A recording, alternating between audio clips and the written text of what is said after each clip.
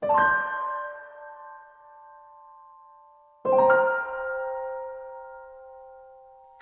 ini pemimpin-pemimpin Indonesia ini, kamu pernah susah apa hidupmu? Kamu itu atas nama penderitaan yang bagaimana sehingga kamu jahat kepada rakyat itu? Apa alasan sejarahmu? Kamu tidak pernah kredit seperti mereka, kamu lancar-lancar saja kok.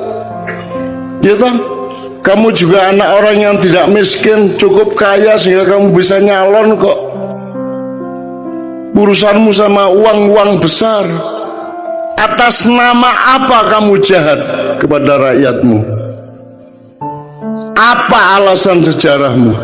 Nah ini Indonesia ini, kamu itu menderita apa? Sehingga kamu kejamnya begitu rupa kepada rakyat. Kamu pernah menderita apa? Kamu pernah miskin apa?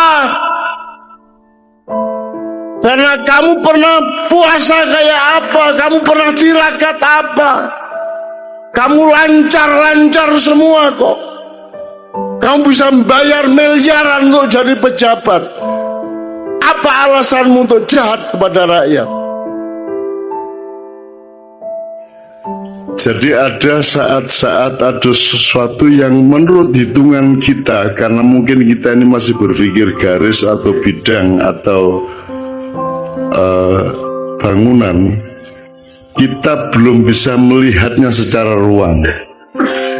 Nah saya tetap sangat percaya kepada ruangnya Allah Subhanahu wa Ta'ala, tajallinya tadi. Jadi kita harus mengepung sejarah dan masa depan ini dengan semua faktor. Kesadaran mengenai perubahan-perubahan nilainya, termasuk konstitusi. Bahkan kesadaran terhadap sebenarnya yang penjajahan itu yang kapan? Penjajahan yang sekarang itu jenis keberapa?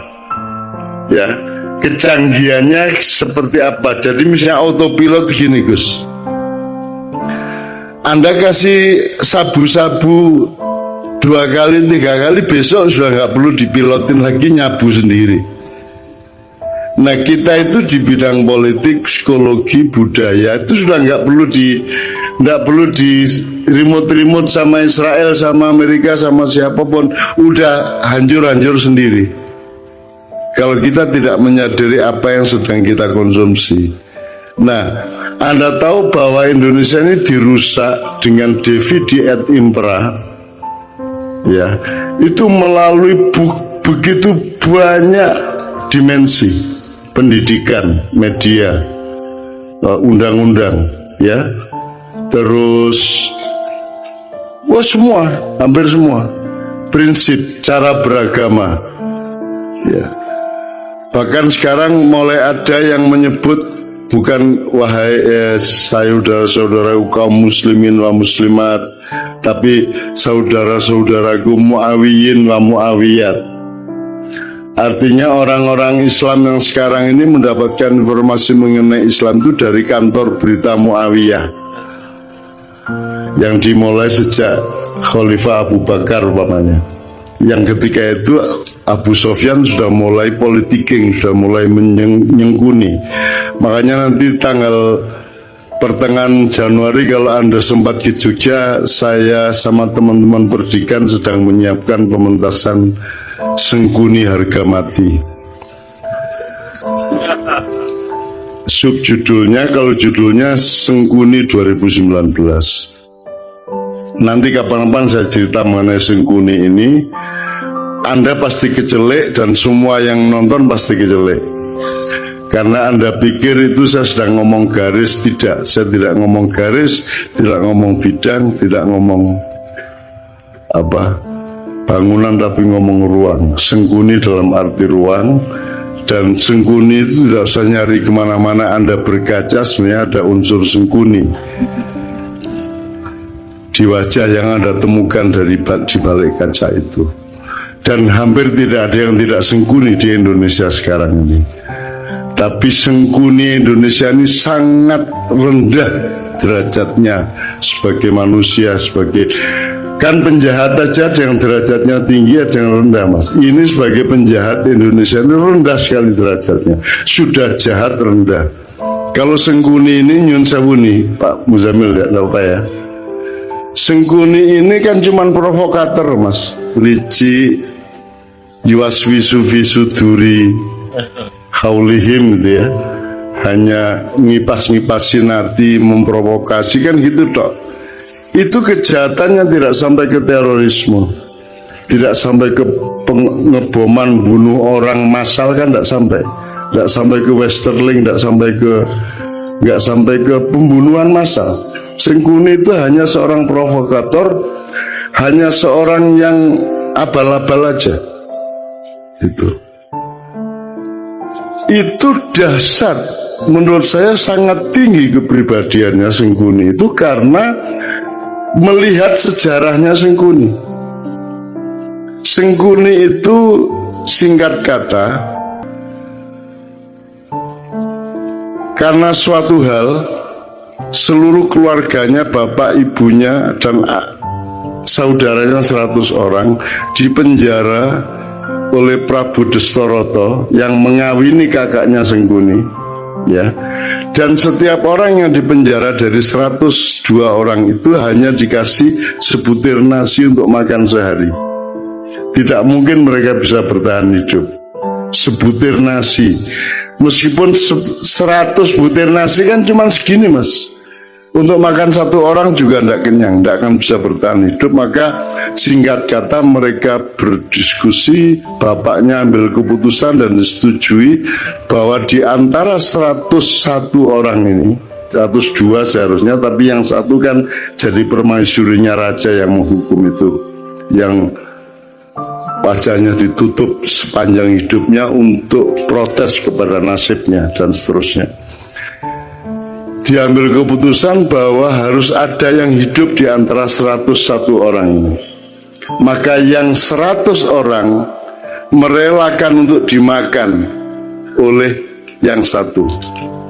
Jadi Sengkuni itu bertahun-tahun kerjanya adalah makan saudaranya. Mutilasi, digoreng gigi lesik, digoreng sikile lesik, dirijine dikledusi, terus mari ngono motone di oseng-oseng, terus mari ngono jantungnya dirogoh, dicucup kayak jamu. Pokoknya sekian tahun dia di penjara, dia makan adik-adiknya sebanyak 98 orang dan bapak ibunya sebanyak 2 orang. Jadi orang dia menjadi jahat karena dia pernah dipaksa makan untuk regenerasi ini. Ya, untuk regenerasi, untuk kehormatan keluarga, harus hidup. Maka cara satu-satunya untuk hidup adalah makan 98 adiknya, seperti Sumanto itu, tapi satu persatu.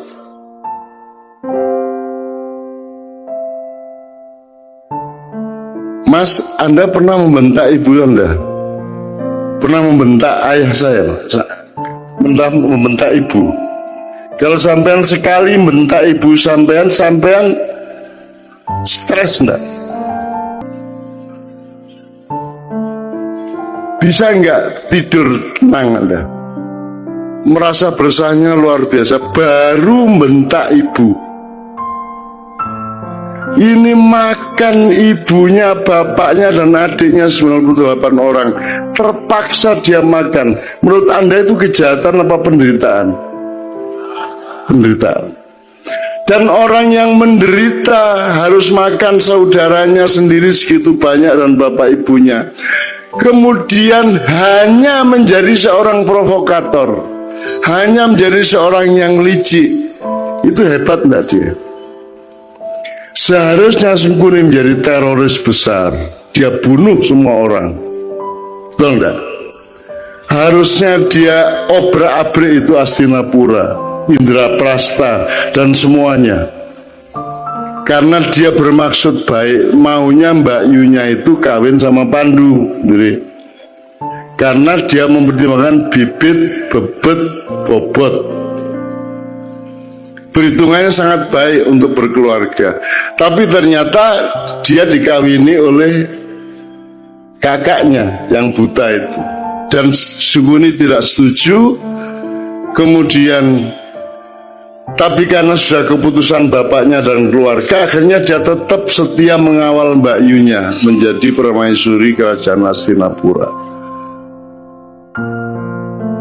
Kerajaan Hastinapura ini rajanya akhirnya tahu bahwa sebelum kawin sama dia, dulu Mbak Yunya ini dikawinin sama kambing. Kemudian begitu kawin, kambingnya dibunuh, disembelih. Kenapa dikawinkan sama kambing?